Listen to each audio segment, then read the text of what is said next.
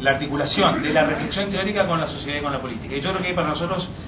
lo novedoso es discutir la teoría social moderna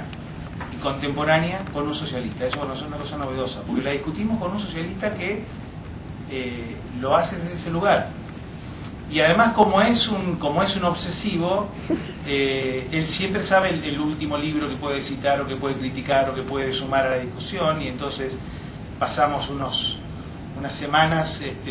reunidos con Eduardo Rojas haciendo una especie de seminario de lectura de un libro que yo creo que aquí el grupo de la Universidad de Chile con el que él está trabajando va a editar un libro que para mí puede ser muy interesante. Ojalá ocurra eso. Invito a la Editorial Cataluña a que lo apoye enfáticamente. Es un trabajo sobre un texto de Chiapello y Boltanski que se llama El nuevo espíritu del capitalismo. Y bueno, entonces él nos trajo ese libro, un libro, digamos, fácil de leer porque son solo unas 700 páginas. Entonces tuvimos varias semanas intentando convencerlo de que no valía la pena leer ese libro. El punto es que yo creo que él, en esta cuestión, y eso es muy sorprendente porque yo creo que es una persona rigurosa desde el punto de vista de la teoría, no hace digamos, puede discutir sobre autores que yo creo que hay que volver a discutir, como por ejemplo Gramsci para la tradición del pensamiento teórico socialista, sin nostalgia. Y confrontar, o sea, pasar de Weber a Boltanski, o de Weber a Bourdieu, y de Gramsci a Benjamin, y de la Franciorie, digamos, de Derrida y Deleuze, proponiendo un debate intelectual que elude, voy a decir una cosa que puede sonar provocativa, elude una tradición que a nosotros nos resulta antigua y que podría resultar ortodoxa, que es la tradición de la asamblea del comité, digamos, que elude esa tradición, pero que también se instala en un registro claramente diferente a lo que nosotros conocemos en la Argentina como la historia intelectual o la historia de las ideas. No es esa su preocupación. Porque yo creo que en el trabajo de Eduardo Rojas uno no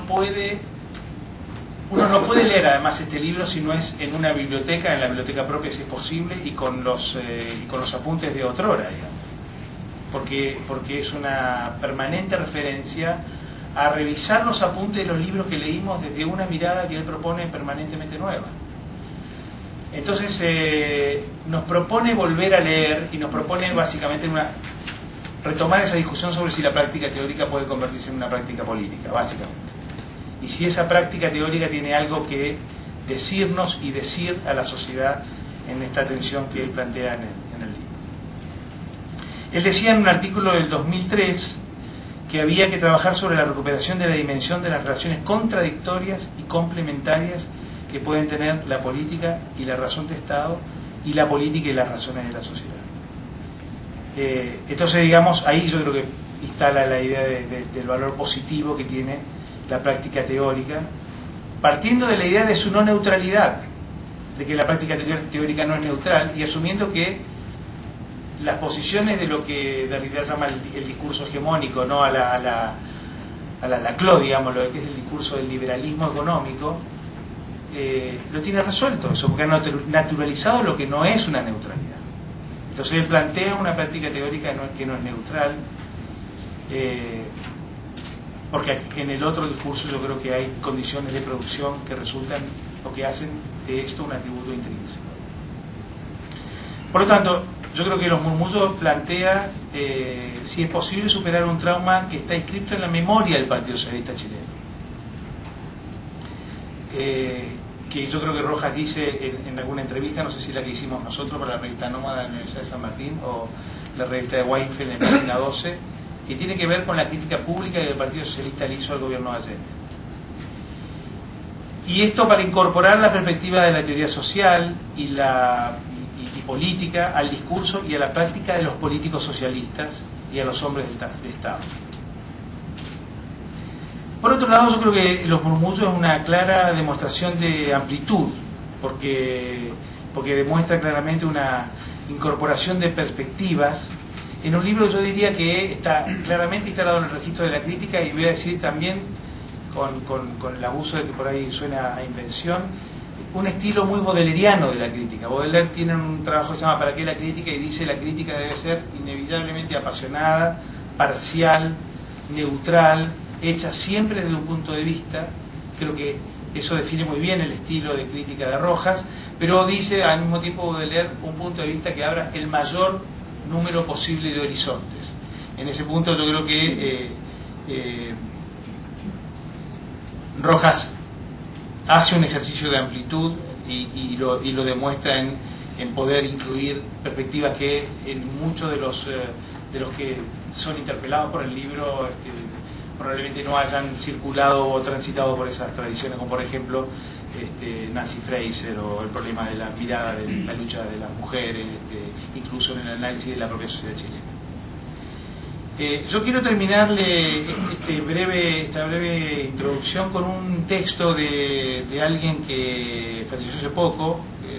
que fue un maestro de algunos de nosotros, Oscar Terán,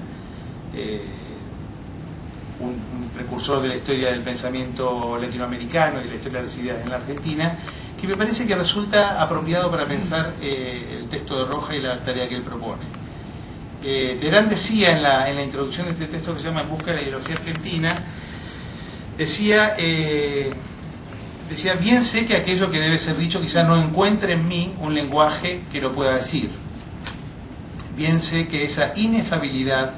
se funda en no querer ni poder eludir el suelo mismo que fundó los horrores. De ahí que sea imprescindible que otros puedan tomar la palabra para arrojar sobre nosotros una mirada distanciada que nos devuelva al horizonte tembloroso de nuestros propios códigos amenazados. Después de todo, si la democracia puede definirse como el reconocimiento de las otredades, debemos creer realmente que la supresión de la diferencia es la eliminación lisa y llana de las únicas perspectivas desde las cuales una sociedad pueda resultar efectivamente plural y gozosa. Habitantes sin rostro de la ciudad, de aquellos que se permiten sospechar de todo el que no sospeche de sus propios saberes, quien como yo pensó alguna vez en cambiar el mundo y luego en cambiar a los que querían cambiar el mundo, desearía ahora simplemente hallar ese difícil camino intermedio que se abre paso entre la voluntad palingenésica de los déspotas de la verdad y la tentación autoritaria de los amos del poder. Y si para algunos muchas de las afirmaciones aquí contenidas tienen el aire de lo obvio, creo sin embargo que en épocas donde imperan las morales de la escasez